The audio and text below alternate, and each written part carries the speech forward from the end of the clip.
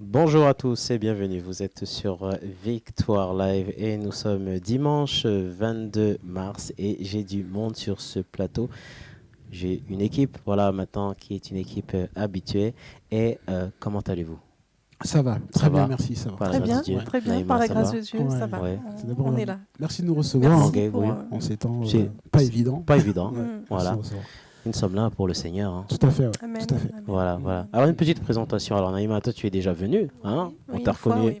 Je t'ai reconnu dans un live, donc ça date de pas très longtemps, 2 mois Pas peut-être. longtemps, au Voilà, mois de décembre au mois de décembre. 2019, voilà, D'accord. précisément. Ouais. Mangué, c'est pour la première fois que je te vois. Oui, tout à fait, ouais. Oui. Alors, petite présentation, qui es-tu? Bah, je me présente, je suis Mangué Camara, l'époux de Naïma Camara. Et D'accord. puis, nous sommes là justement pour présenter la vision du ministère essentiel. Essentiel. Voilà, tout à fait. D'accord. Alors, nous sommes en direct sur Victor Live. Si vous avez des questions à poser, n'hésitez pas à revenir directement vers nous. Et nous sommes dans l'émission On écoute. Alors, déjà, avec le confinement, pour faire une petite parenthèse, comment ça se passe pour vous? C'est dur, Faut dire la vérité, hein? c'est dur, Pas c'est dur. évident. C'est dur. C'est vrai qu'en soi, que quand on veut, quand on a nos habitudes de partir, par exemple, à l'église ou de voir ou d'avoir une communion fraternelle avec des frères et sœurs, Ouais, ouais. on a beau avoir des choses avec le digital, mais rien ne remplace en fait l'humain en fait. D'accord. Et Ok. c'est vrai que c'est forcément, c'est pas évident de rester, C'est pas évident. rester Ouais, dans son ouais, coin. ouais, ouais. On a l'impression que l'atmosphère est, comment dire, un peu électrique, Et un non? peu lourde, voilà. peu lourde, ouais. C'est vrai que c'est très particulier. Comme le disait, voilà, pour chacun, je pense, voilà, c'est pas facile de vivre le confinement, mais c'est vraiment bon. Ce qui se passe, c'est quand même assez particulier voilà, et puis et triste et dramatique aussi, puisqu'il y a beaucoup de gens qui souffrent en fait. Il y a voilà beaucoup de gens atteints, des décès. Donc c'est vraiment une situation très sérieuse en fait aussi. Ouais, ouais, ouais. Et Faut voilà, prendre ça, il on faut va dire. prendre ça au sérieux. D'accord. Ouais, ouais. On ne laisse pas passer comme ça, c'est pas des choses à la légère, quoi. Tout à fait, tout Ouais, à fait. tout à On peut fait. pas, Tout à fait. Voilà. en fait, on peut pas être indifférent par rapport à ce qui se passe, Ouais, ouais, et notamment par rapport au nombre de morts qu'on peut voir aussi, Ouais, ce ouais. qui est hallucinant. ouais, ouais. Et ce qui est encore plus grave, c'est qu'on voit que ça ne cesse d'augmenter. Quand on voit ce qui se passe en Italie, et puis également en France, ça ne cesse d'augmenter. Les hôpitaux sont saturés. Et c'est vrai qu'on n'est pas forcément indifférent. On est plutôt dans une démarche où on se dit, bon, ben, comment on peut réagir par rapport à ça, en fait. Ouais, ouais. C'est vrai que la prière, là, prend tout son sens. Ouais, ouais, ouais, ouais. Alors, est-ce que vous priez par rapport à tout ce qui se passe pour les hôpitaux, pour tout le monde, pour les autorités? Est-ce que vous priez? Oui. Oui, oui, bien sûr. Ouais, Ouais, ouais, ouais. vraiment, Et vraiment. il faut? Et il faut, Ouais. et c'est vrai que voilà, il faut être mobilisé dans la prière. D'accord. Vraiment. Ok. Alors, vous êtes venu avec un thème, hein? Parce que quand même, hein? Et de quel thème s'agit-il? Alors, écoutez, aujourd'hui, on est là pour vous présenter une vision, voilà, une vision que le Seigneur a mis dans nos cœurs, en fait, qui s'appelle Essentiel. D'accord, ok. Donc voilà le but voilà, il y a un thème comme tu le disais, mais vraiment Ouais. le but c'est de présenter Essentiel. Ouais. Donc je ne sais pas si je peux en parler. Oui, bien sûr, bien oui. sûr. Ouais. Donc c'est une vision en fait qui porte un réveil en fait, qui est portrice d'un réveil, on va dire. Réveil dans le sens d'un retour des cœurs à Dieu, un retour à son premier amour et à la parole de Dieu. Voilà, donc une vision pour le corps du Christ. Voilà, vraiment, pour le corps du Christ. Voilà, et au travers de cette vision, le but, on va dire, de cette vision, c'est effectivement de susciter un retour des cœurs à Jésus-Christ en tant que premier amour et à la parole de Dieu qui est la vérité. Et également d'édifier, vraiment, de faire des disciples, en fait, et de pouvoir vraiment encourager à une vie de passion et une vie de foi aussi. Et également, il y a un élément très important également, c'est la préparation de l'épouse, voilà, de Jésus-Christ, D'accord. voilà, pour l'enlèvement. Pour l'enlèvement. Pour l'enlèvement, Ouais, ouais, ouais. oui. Alors, mon gars, est-ce que tu fais partie aussi de ce ministère? Raconte-nous. Oui, tout à fait, en fait, en tant qu'époux, oui. Après, bon, pour situer les choses, c'est quelque chose qu'on avait reçu, en fait, ma femme avait reçu plus de détails par rapport à cela, mais ça date à peu près de 3-4 ans en arrière, où le Seigneur nous parlait clairement, en fait, qu'il avait un appel spécifique par rapport à nos vies, et que cet appel spécifique, en fait, ce qui revenait fortement, c'était par rapport au niveau du réveil en soi. pour la nation, et justement qui est vraiment qu'on puisse revenir à notre premier amour en fait. C'est notre premier amour, cette relation qu'on a avec le Seigneur, où on a souvent tendance à dire, je m'en souviens au début quand j'acceptais le Seigneur, j'entendais le Seigneur qui me parlait tout le temps, qui était tout le temps là, et tout d'un coup j'entends plus rien. Qu'est-ce qui se passe en fait? Et c'est vrai que le but c'est vraiment de revenir à ça en fait, c'est-à-dire que d'avoir... C'est-à-dire pour revenir à la base, pardon. Au commencement. Tout à fait, au commencement. Je pense qu'aujourd'hui, Dieu parle tout le temps, Dieu est toujours là, mais il s'avère que parfois on peut être tellement occupé qu'on ne prend pas le temps de l'entendre en fait. Et je pense que cette période de confinement est un bon moyen justement pour un retour à cela. Pour un retour à cela. Parce qu'on se rend compte, moi j'ai connu beaucoup de frères et sœurs qui au début entendaient beaucoup le Seigneur et subitement ça s'est arrêté. Et après on se dit peut-être que c'est comme ça en fait, peut-être qu'au début c'est comme ça et puis après qu'après finalement on entend moins le Seigneur. Je pense que par rapport à ça, il ne faut pas accepter justement cette pensée-là. Il faut savoir que Dieu parle tout le temps en fait et que Dieu veut se révéler en tout temps avec nous et qu'il veut surtout bâtir une intimité avec nous. Et cette intimité, c'est que la dévotion qu'on avait au départ avec Dieu doit être constante en fait. On doit toujours avoir ce cœur qui est toujours épris pour lui, ce cœur qui est toujours amoureux en fait du Seigneur, et dans une recherche toujours de plus le connaître. Je veux plus de toi, avoir une dévotion toujours chaque jour beaucoup plus grande avec lui. C'est à nous de le rechercher, c'est à nous de rechercher le Seigneur. Comment ça se passe dans une relation avec Dieu? Alors moi, ce que je voulais faire par rapport à ce que mon mari disait, développer aussi, c'est que je pense qu'on passe tous par une phase, un jour ou l'autre, d'assoupissement spirituel. Donc c'est normal, entre guillemets, enfin normal. Non, c'est pas normal, mais on peut tous vivre une phase d'assoupissement et d'endormissement spirituel.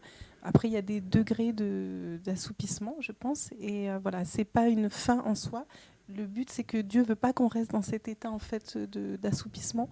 Et je pense que en permanence, il veut nous réajuster, il nous appelle en fait, constamment, il veille vraiment sur ça. Donc après, à nous effectivement d'être sensibles, et comme Mangué le disait, le but, c'est pas de rester dans cet état-là, surtout pas, parce que c'est vraiment dangereux en fait de rester. Et ça peut nous tuer. Oui, ça peut nous tuer. En fait, on peut subtilement, en fait, cet assoupissement, le but de ça, c'est vraiment de nous éloigner en fait de Dieu. Et comme tu dis, ça peut aller jusque dans la mort spirituelle, on peut complètement s'éteindre. Et c'est ça le danger en fait, c'est que souvent le banalisme, c'est très dangereux. Et en fait, avec le Seigneur, en fait, on va dire plutôt dans notre relation avec le Seigneur, soit on avance, soit on recule, il n'y a pas de stagnation en fait, il n'y a pas de juste milieu. Donc il faut vraiment, comme nous exhorte la parole, à être bouillant en fait. Et c'est pas, il faut vraiment revenir à cet état. Et le Seigneur nous exhorte en fait.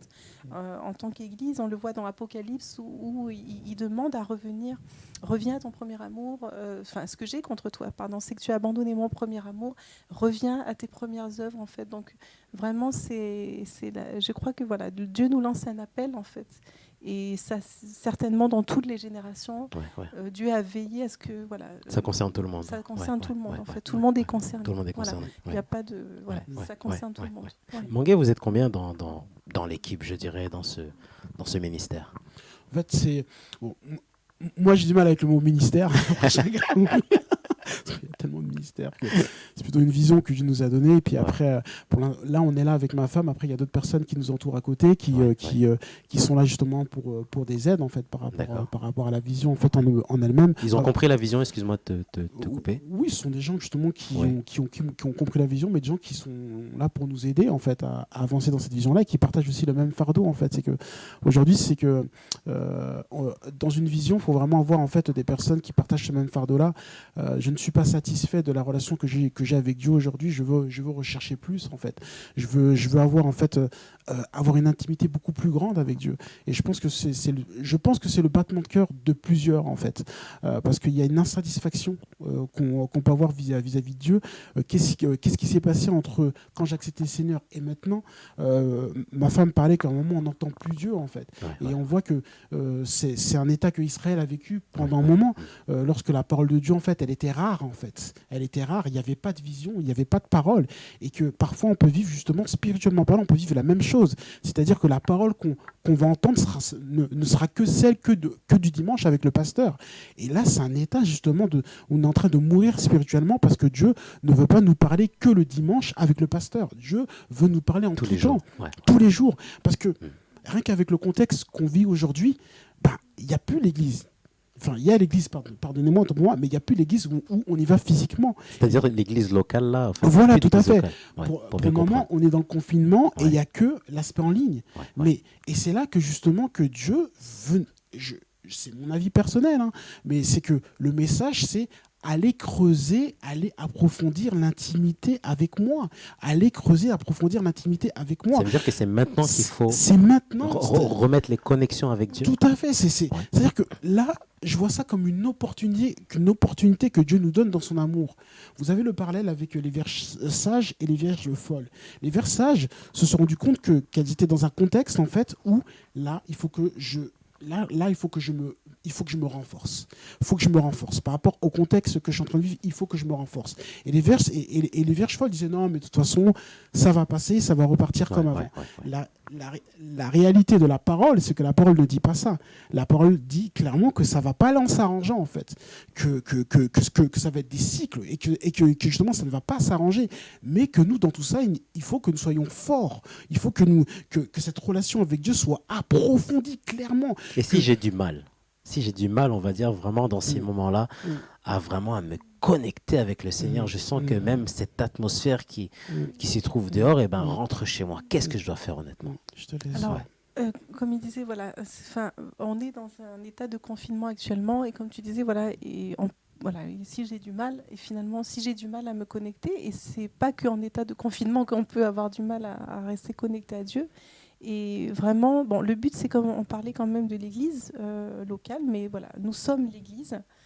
L'église est là, elle est bien vivante.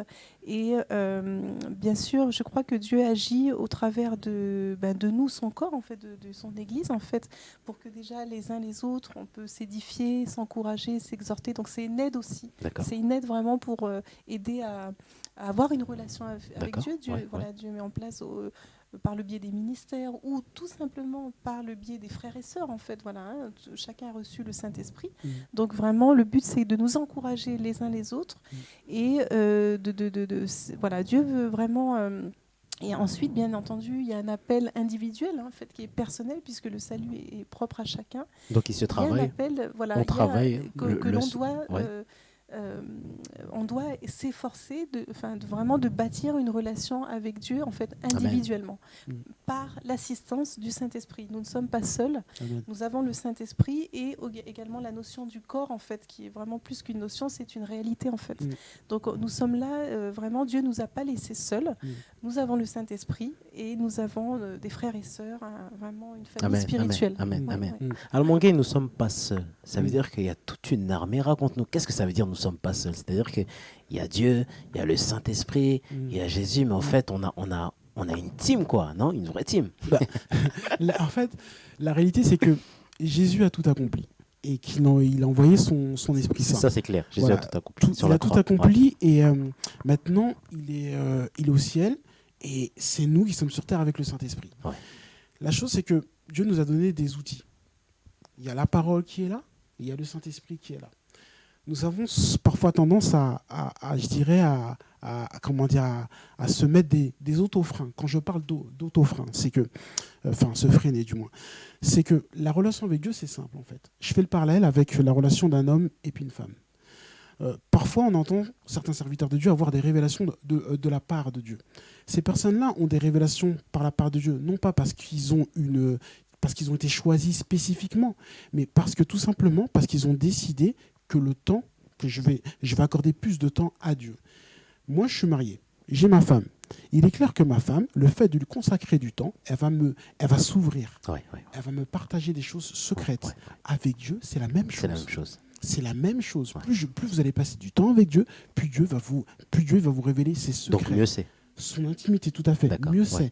Et la simplicité, c'est quoi? C'est que nous devons consacrer plus de temps à Dieu.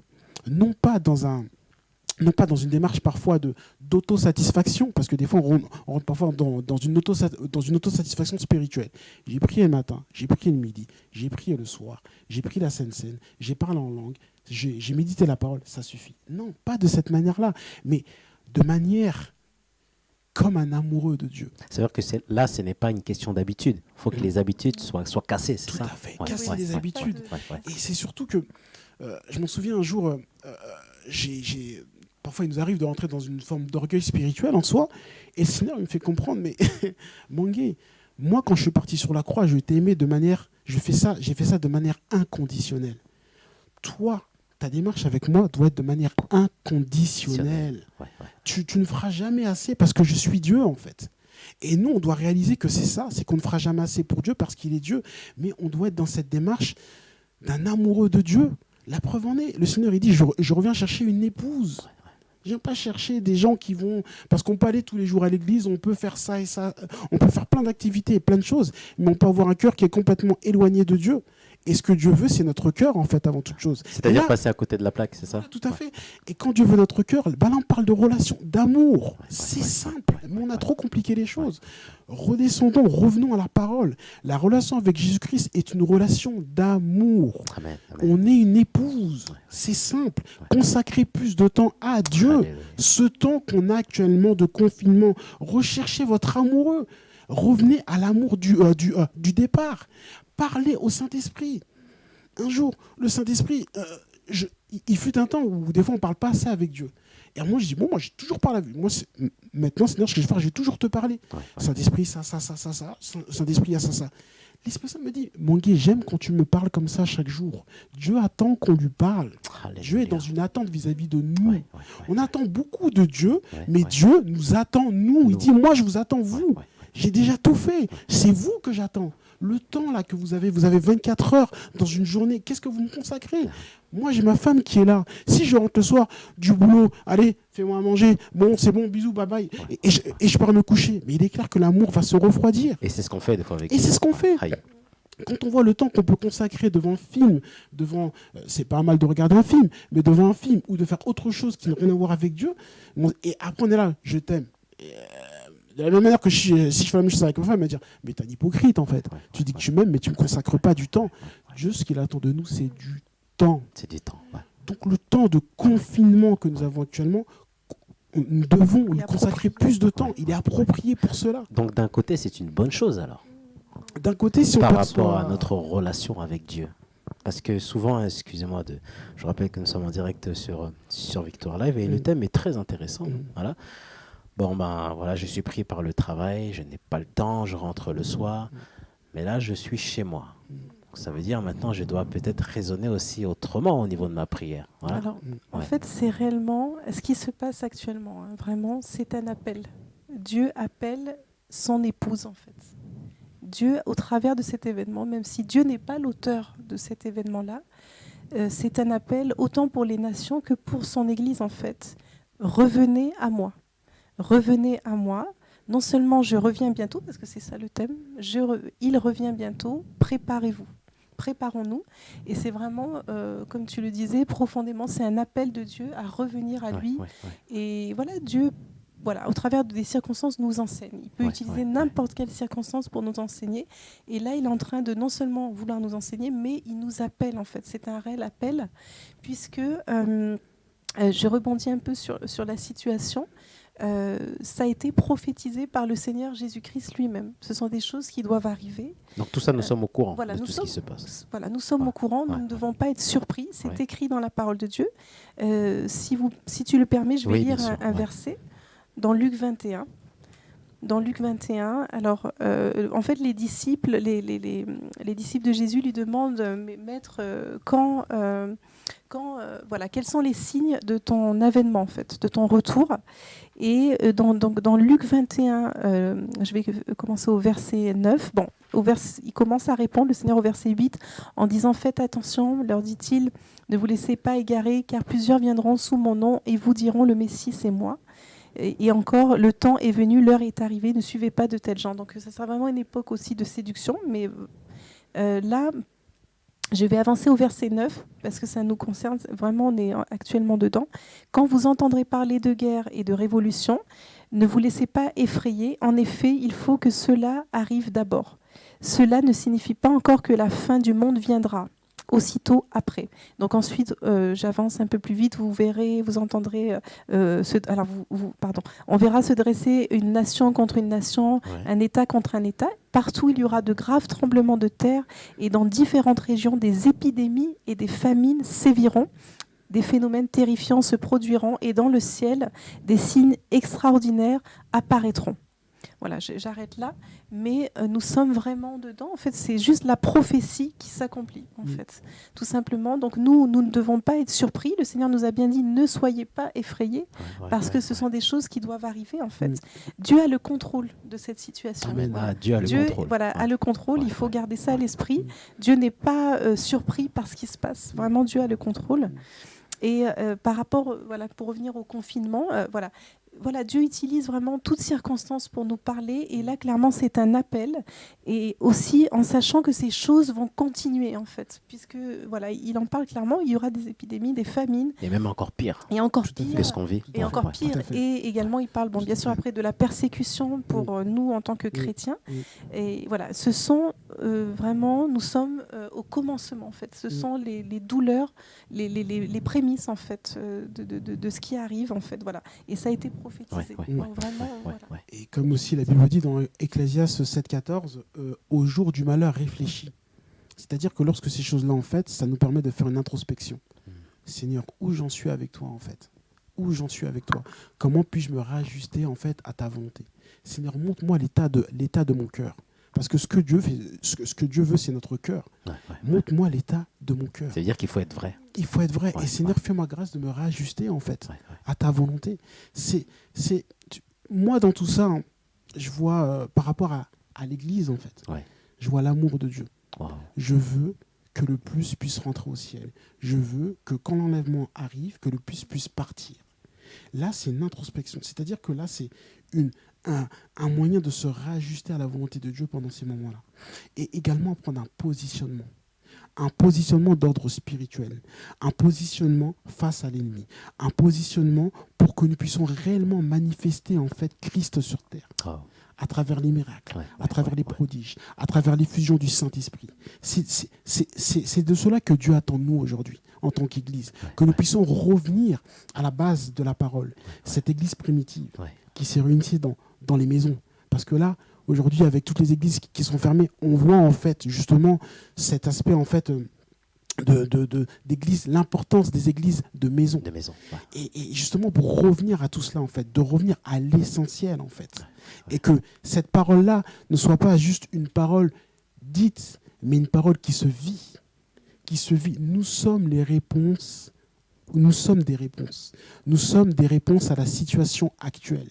Et la réponse que nous devons apporter, c'est quoi? C'est Christ en nous. Amen. Christ en nous. C'est-à-dire qu'on doit laisser tout ce qui est... Cette situation permet de nous mettre à nu. Je n'ai plus de travail là. Je ne vais plus au travail. Je ne peux plus dire que je suis occupé. Dieu, c'est toi et moi maintenant. Maintenant, entre toi et moi, c'est qu'est-ce que je décide de faire? C'est une opportunité que Dieu nous donne. C'est une grâce que Dieu nous fait. Comme j'échangeais avec toi tout à l'heure, ça nous a tellement surpris ce qui est arrivé que ça... Parce que c'est arrivé vite, très vite. C'est arrivé très vite, que ça me fait penser à l'enlèvement, en fait, quelque part. Ça ne prévient pas. Ce sont des alertes, ce sont des alertes, en fait. Ce sont des alertes. Et dans ces alertes, soyons comme les vierges sages. Soyons comme les vierges sages. Dieu, tu me parles. Dieu parle à travers les circonstances. La Bible dit que Dieu parle à travers les circonstances. Au jour du malheur, réfléchis. Faisons cette introspection. Saisissons l'opportunité que Dieu nous donne. C'est comme ça qu'il faut percevoir cette chose-là. Et concernant les gens qui sont à l'hôpital, concernant le gouvernement, prions pour ces personnes-là. Prions chaque jour pour ces personnes-là. Prions pour que le gouvernement prenne des choix, fasse des choix avec sagesse, la sagesse de Dieu. Prions pour ces infirmiers qui sont à l'hôpital, qui soutiennent les malades. Forcément, en tant qu'enfant de Dieu, c'est notre mission, notre devoir. C'est notre devoir. Je dirais que c'est un devoir. Et puis, creusons cette intimité-là avec Dieu. Dieu, je veux t'entendre. Là. Pendant cette période-là, je veux t'entendre. Quel est le mot que tu as pour moi durant cette saison? Quel est le mot que tu as? C'est ce que le Seigneur attend de nous. Quand on prend par exemple Matthieu 24, alors, Matthieu 24, Matthieu 24, 12, 13. Matthieu 24, 12, 13, il est écrit, c'est la version Bible juive, et parce que leur éloignement de la Torah se sera accru, l'amour du plus grand nombre se refroidira. Vous voyez, c'est que faut qu'on revienne à la simplicité de la parole. Dieu parle encore d'amour. Ouais. Je ne te demande pas d'aller à l'église tous les jours. Je ne te demande pas de me servir dans tous les sens. Je te demande de m'aimer. Ouais. Je te demande de juste m'aimer. ça. Juste ça. Je te demande de m'aimer. C'est une question d'amour. Billy Graham, lorsqu'il est parti, avant qu'il parte, il disait, quand on lui a posé une question, mais qu'est-ce que tu regretteras en fait le plus? Il a dit, le temps avec Dieu, l'intimité avec Dieu. Ouais. J'aurais su, je ne serais pas allé faire tant de croisades ou autre. Ouais. J'aurais su, j'aurais encore plus creusé mon intimité avec Dieu. Ouais. Il vaut mieux écouter quelqu'un qui a eu un grand ministère comme cela, Ouais. qui revient encore sur quoi? L'intimité, Ouais. l'amour, ouais. la relation avec Dieu. Même, c'est toujours une question d'amour, mais on est trop rentré dans des complications religieuses en fait. Même comme la parole dit, la parole elle dit quoi? Tu aimeras l'Éternel ton Dieu. Tu aimeras, c'est la première phrase. Tu aimeras. On parle d'amour. Que Dieu nous fasse grâce d'être éperdument amoureux de lui. Alléluia. Éperdument amoureux de lui. Ouais. Jésus, je t'aime à la folie, tu es mon tout, tu es mon roi. Saint-Esprit, tu es tout pour moi. Sans toi, je ne peux rien. Je m'appuie sur toi. Que Dieu nous fasse grâce d'être éperdument amoureux de lui. C'est tout ce que Dieu attend de nous. Ouais. Alors, oui, pardon, Naïma. Oui.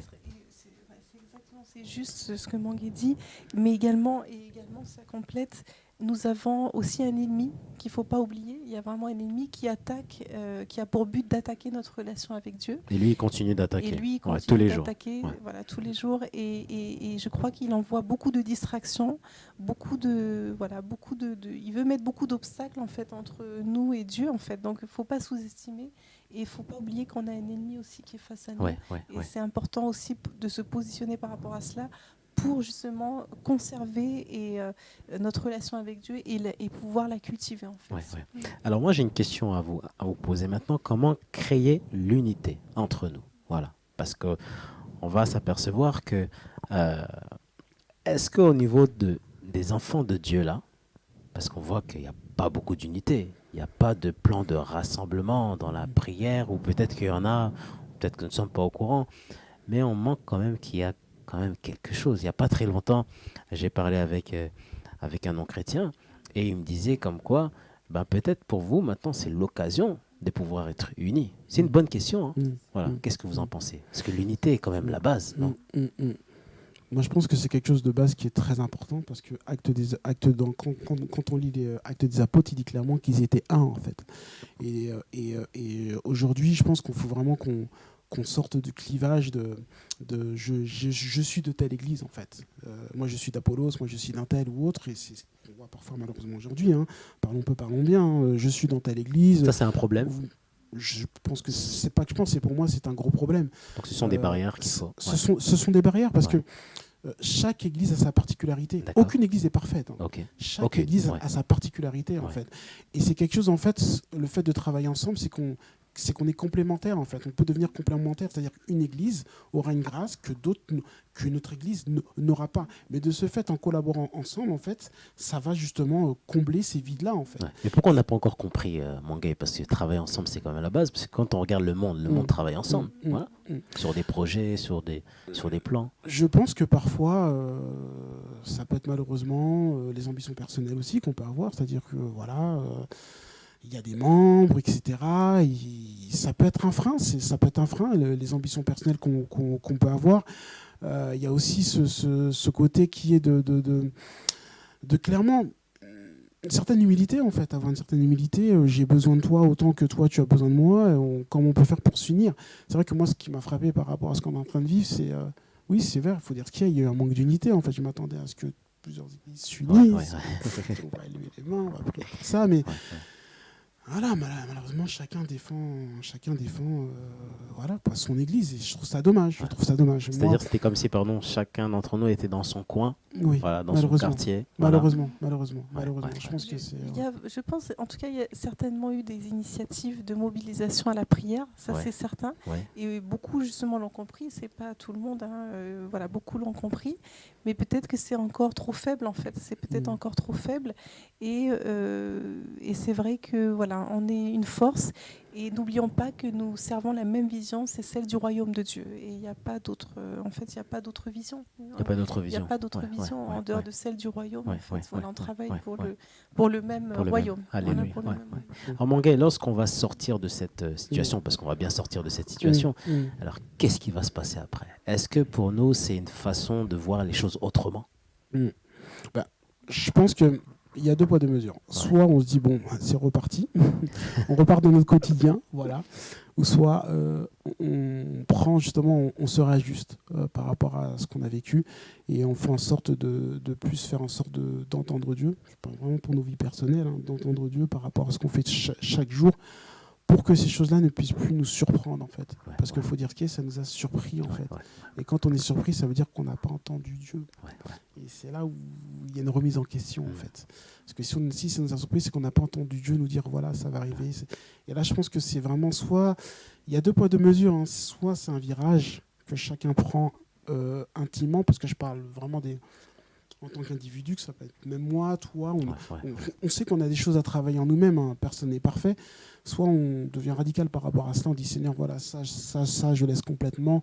Et puis écoute, je décide de délaisser ça et de marcher vraiment avec toi. Ou soit on se dit, bon, c'est arrivé, mais bon, voilà, quoi. C'était quoi à l'époque La peste. Ou la peste ou autre, voilà, et puis la vie continue. Ouais. C'est deux poids, deux mesures, en fait. C'est parce que là, c'est un moyen de se renforcer, en fait. Parce que la police, ça ne va pas s'arranger, en fait. Faut pas... C'est ça. Parce qu'en fait, comme tu disais, voilà, c'est vraiment un virage. Et n'oublions pas que Dieu nous fait passer actuellement un message, en fait, à nous tous. Je reviens bientôt. C'est ça vraiment le message, en fait. C'est je reviens bientôt. Préparez-vous. Et vraiment, Dieu est en train il permet ces choses-là. C'est un message fort en fait. Voilà, je veux vous préparer. Laissez-vous façonner, voilà. Je reviens. Les choses sont très sérieuses en fait.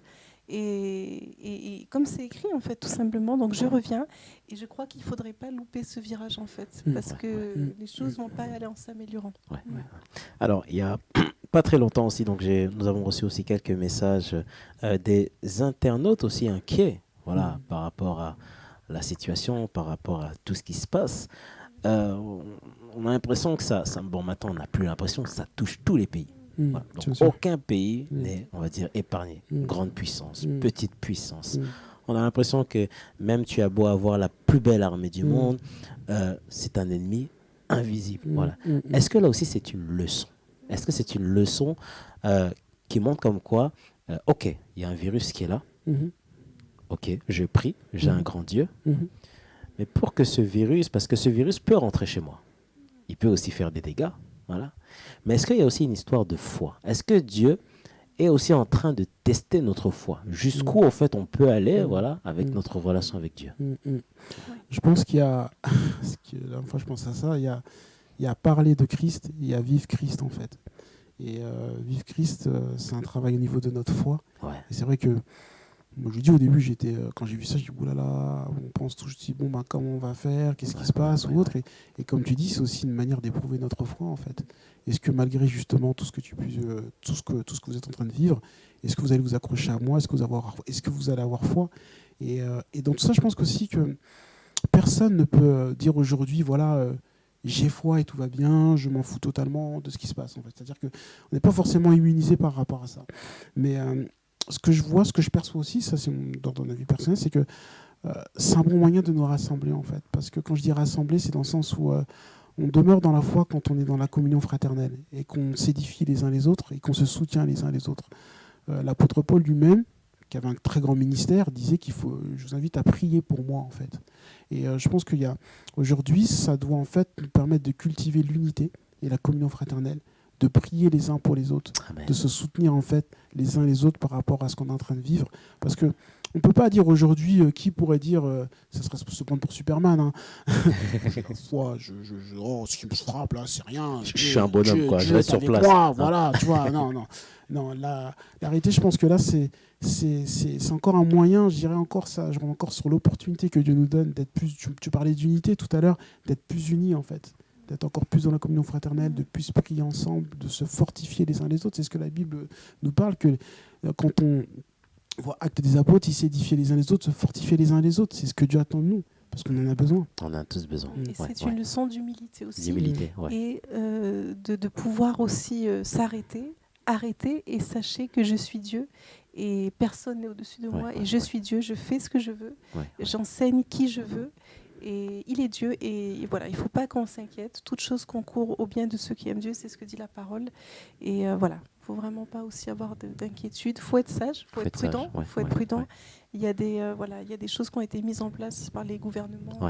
Donc il faut respecter les règles de sécurité. On doit respecter, c'est tout à fait, important. c'est une question de sagesse. Tout à fait. Et de se soumettre aussi aux autorités, donc c'est important et il faut le faire. Il faut le faire, quoi.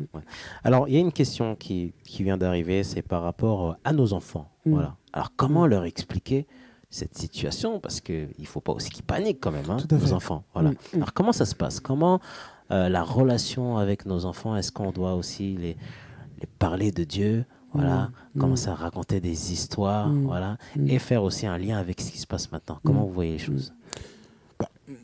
Moi, je sais que vis-à-vis de nos enfants, surtout notre fils, déjà, il sent que c'est pas comme d'habitude. Il sent que l'atmosphère est bizarre. Là. Voilà. Les écoles sont fermées. Voilà. Les écoles sont fermées. Normalement, là, il serait venu avec nous. Il a dû rester à la maison. On a dû le faire garder, etc. Donc, il voit que c'est pas comme d'habitude. C'est vrai que après, c'est vrai que ça fait en tant que parents, ça fait un petit peu mal. On dit ils vivent ça quand même, voilà. Mais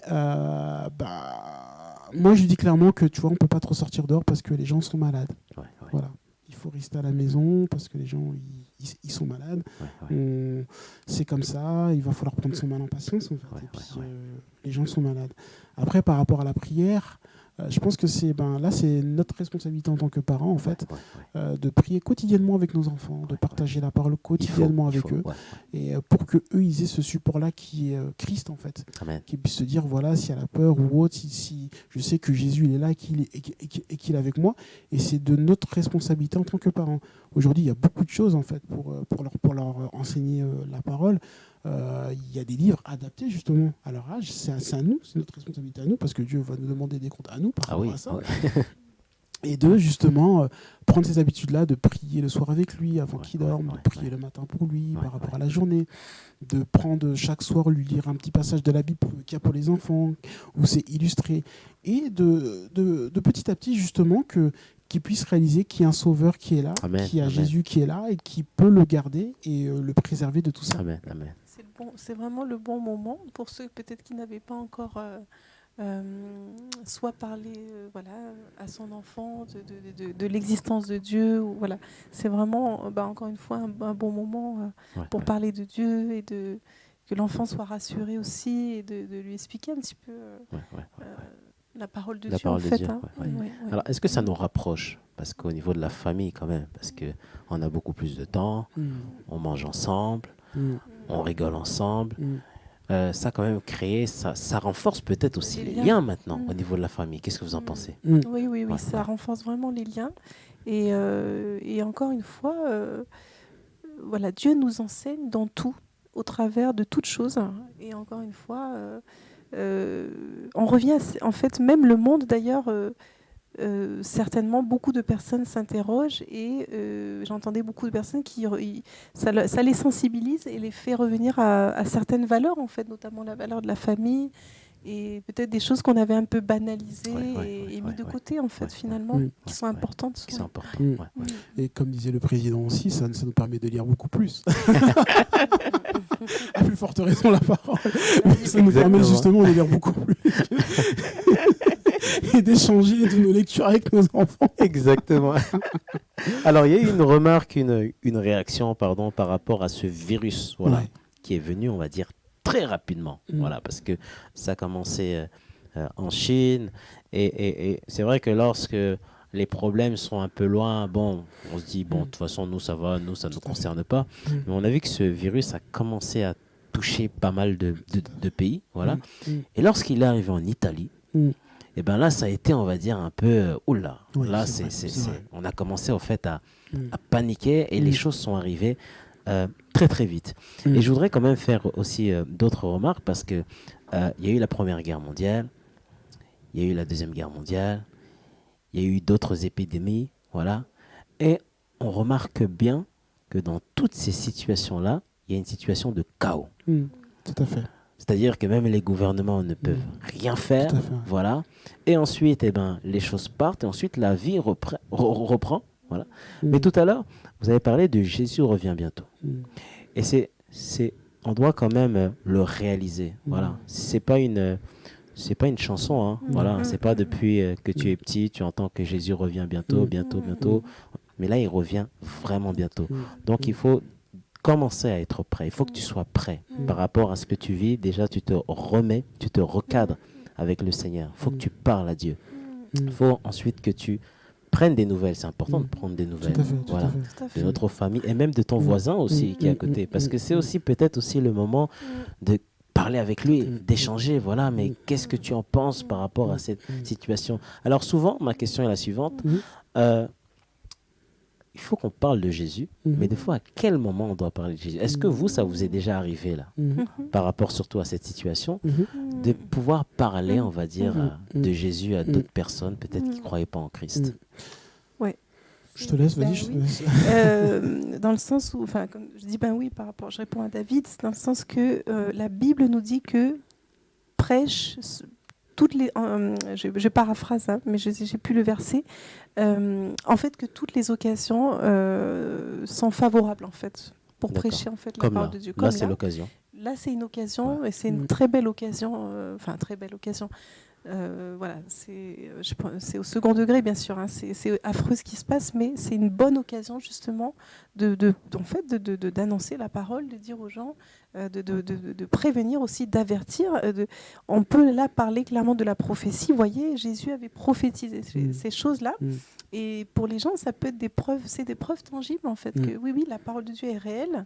Et certains vont être vraiment très touchés en fait par ça, et certains beaucoup vont donner leur vie au Seigneur en fait à travers cet événement-là aussi. Donc c'est à nous de vraiment de saisir cette occasion-là pour annoncer la parole de Dieu, comme tu dis, le retour du Seigneur.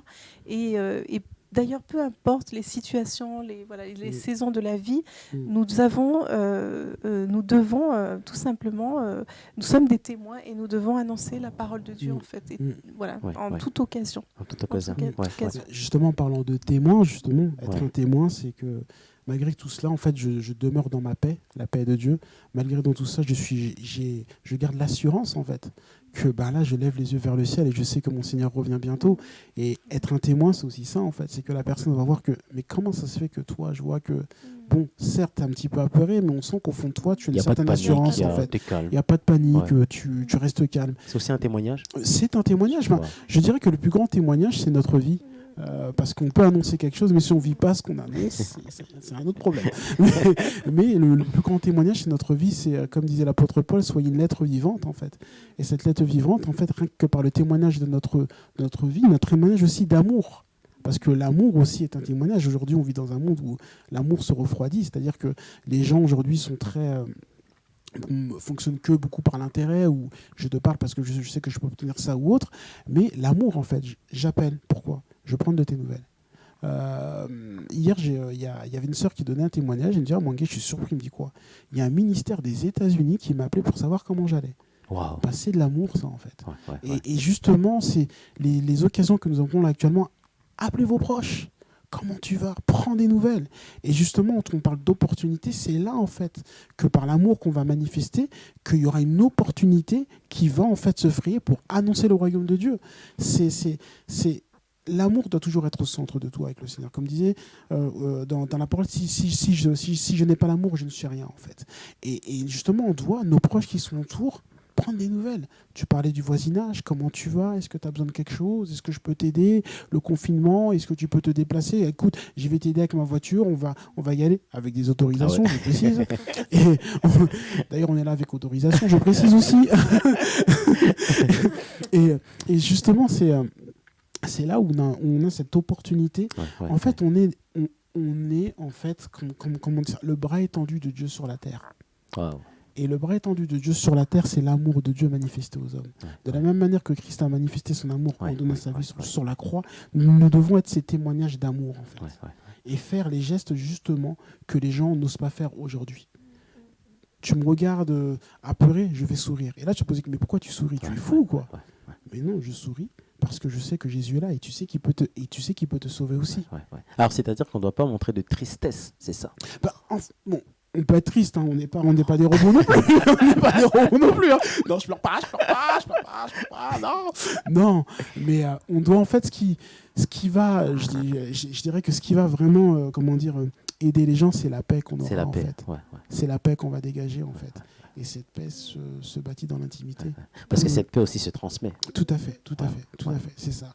C'est cette paix qu'on va transmettre à travers l'intimité qu'on aura avec Christ et que on va en fait refléter Christ avec l'intimité qu'on aura avec lui, c'est-à-dire que sa personne va influencer notre propre personne et lorsque les gens vont nous voir, on va dire mais toi tu as quelque chose de particulier en fait.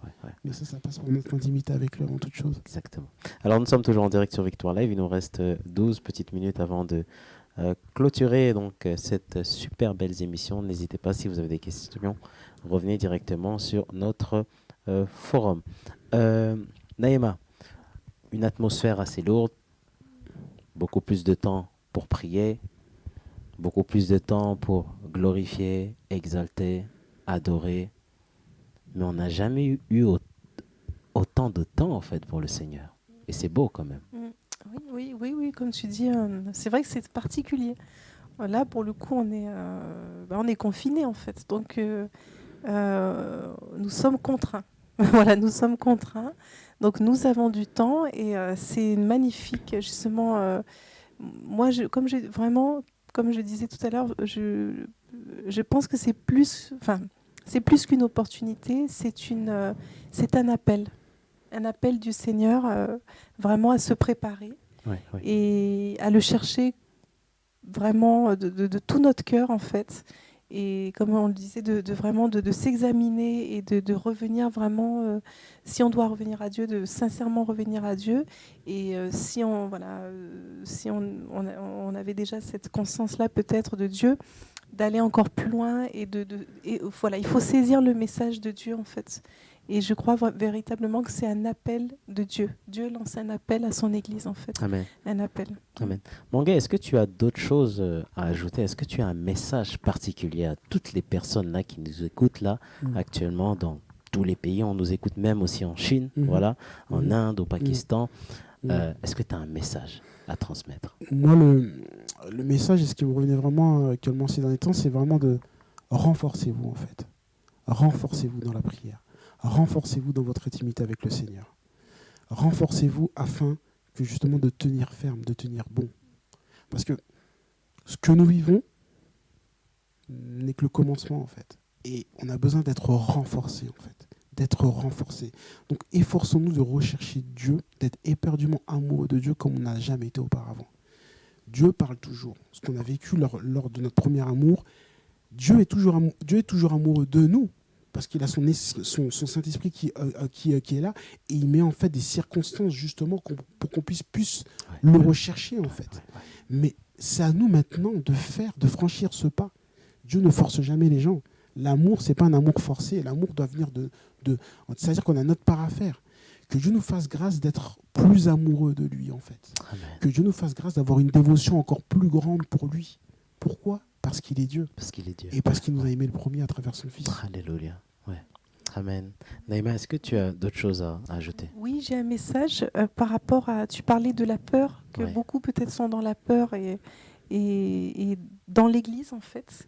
Et moi j'avais un verset en fait, parce que nous en fait voilà, en tant que peuple de Dieu, ça revient constamment, ne craignez pas, voilà, Dieu veille sur nous.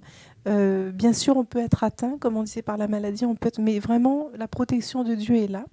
Et j'avais en tout cas particulièrement un verset pour voilà, pour les enfants de Dieu que nous sommes en fait, et par rapport à ce climat en fait, cette situation. Donc c'est dans Ésaïe 8 au verset 12. Donc je vais lire le verset. N'appelez pas conjuration tout ce que ce peuple appelle conjuration. Ne craignez pas ce qu'il craint et ne soyez pas effrayés. Et la suite, c'est voilà, et craignez Dieu, parce que c'est Dieu qu'il faut craindre et c'est lui qui est notre protection, qui est vraiment notre bouclier en fait. Et c'est vraiment le verset que j'avais à cœur par rapport à, en tant qu'enfants de Dieu, par rapport à ce fléau qui touche le monde en fait, que nous ne devons pas craindre et nous ne devons pas craindre ce que le monde craint ou redoute. Nous ne devons pas redouter ce que le monde redoute. Oui.